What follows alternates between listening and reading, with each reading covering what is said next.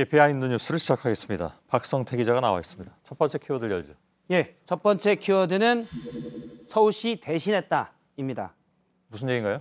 예, 지난 3월 1일 3.1절에 일부 구구 시위자들이 서울 도심에서 과격 시위를 벌였습니다. 예. 당시에 광화문 광장에는 희망촛불이라는 조형물이 세워져 있었는데요.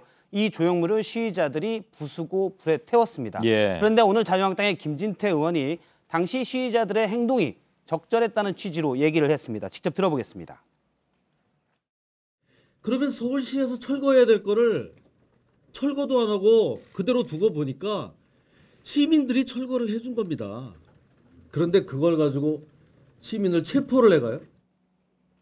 예. 예, 김 의원의 주장은 시위대가 서울시 대신해서 이 조형물을 철거했다는 주장인데요. 희망촛불은 지난 2016년 촛불 집회 때부터 여러 작가들이 공동으로 만든 대형 촛불탑입니다. 노란 리본에 시민들이 많은 소망을 적어놓기도 했었고요. 예. 그런데 잠시 3.1절 당시의 영상을 보면 시위대가 저렇게 경찰이 막는 것을 뚫고 경찰을 넘어뜨리기까지 하면서 저 촛불탑을 부수고 결국 불에 태웠습니다. 예. 이거를 서울시 대신했다고 보기는 어려운 장면입니다. 예. 뭐 저기 규정에 어긋난다면 그렇게 판정을 내린 다음에 서울시가 철거를 했을 것이고. 예. 그럼에도 철거하기가 어렵다면 뭐 요즘 뭐 철거반도 동원되잖아요. 그럴 예, 때는. 그렇습니다. 근데 이제 시민들이 가서 부수는 게 대신 부숴준 것이다. 좀 놀랍군요. 아무튼 그 논리는. 예, 그렇습니다. 검사 출신인 김진태 의원이 뭔가 오해를 한 것으로 보이는데요. 예. 당연히 시민이 일개 개인이 시라는 공공기관을 대신해서 어떤 그 조형물 등을 대신 설령 허가를 받지 않았어도 부수면 안 됩니다. 예. 희망촛불탑은 과거에 서울시로부터 이제 무단 점유하고 있다라는 그 판단을 받아서 변상금이 부과받은 적은 있는데요. 그렇다고 해서 개인이 마음대로 조형물을 부술 수는 없습니다. 예. 김 의원의 논리는 마치 예전에 영화에서 보는 장면들인데요. 조폭들이 빚을 받기 위해서 불법 행위를 해도 된다. 이런 논리와 같다고 볼 수 있습니다. 예. 두 번째 키워드는요? 두 번째 키워드는 평화와 정의의 모임입니다. 예. 어떤 모임인가요? 예, 오늘 의석수가 14석인 민주평화당에서 정의당과 예. 의석수가 6석인 정의당에게 공식적으로 제안을 했습니다. 공동교섭단체를 만들자 이렇게 얘기했는데요. 예. 오전에 장병원 원내대표가 노회찬 정의당 원내대표를 찾아서 공식 제안을 했고 노회찬 원내대표는 최대한 진중하면서도 빠르게 판단을 내리겠다 이렇게 밝혔습니다. 정의당에서는 우선 내일 오전에 의원총회를 열어서 의원들의 뜻을 물을 텐데 전체적으로는 긍정적인 분위기라고 하고요. 하지만 진보정당이라는 당의 정체성이 공동교섭단체로 희석될 수 있기 때문에 당원들의 의견을 듣는 절차를 밟겠다고 했습니다.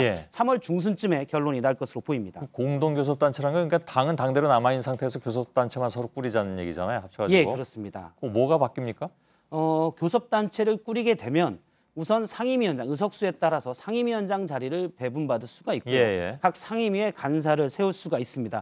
그래서 아무래도 국회 현안에 대해서 각 교섭단체 간의 현안을 논의할 때 목소리를 키울 수가 있습니다.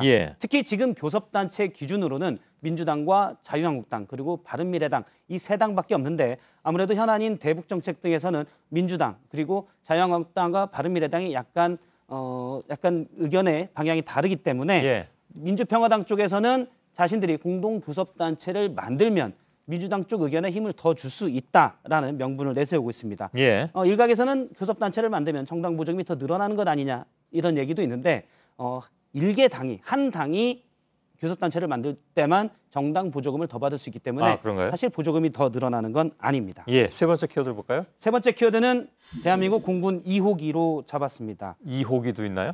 예, 오늘 정의용 안보실장 등 대북 2호기가 특사단이 있죠. 타고 간 비행기가 바로 대한민국 공군 2호기입니다. 좀 작죠? 저 비행기인데요. 그렇습니다. 보잉 737 기종인데 좌석수는 약 40석 정도로 작고요. 작기 때문에 기름이 많이 안 들어가고 그래서 미국이나 유럽은 갈 수 없고 대통령이 국내를 가거나 또는 가까운 데를 갈 때만 이용했는데요. 특히 저 비행기는 가까운 북한에 이번이 세 번째 가는 겁니다. 그렇습니까? 2000년 남북 정상회담 때 다녀왔고요. 그다음에 2003년 당시 임동원 특사가 갈 때 역시 저 2호기를 이용을 했습니다. 1호기도 있잖아요. 그거 뭐 큰 거고. 근데 그게 이제 전세를 낸다고 해서 뭐 새 비행기를 도입을 하냐 마냐로 좀 계속 논란이 논란이 있겠죠. 됐는데요. 예, 예. 1호기는 보잉 747 기종으로 예. 400석 좌석이 있는데 200석 정도로 줄인 건데요. 1호기, 2호기가 저렇게 나뉘어져 있는데 대통령이 비행기를 탈 때는 이 비행기가 사실상의 1호기 형태로 돼서 물론 아하, 이제 공식 명칭은 2호기지만 예, 대통령이 맞는 그런 관제 시스템과 방어 시스템 등을 적용을 받는다고 합니다. 예, 알겠습니다. 박성태 기자였습니다. 잘 들었습니다.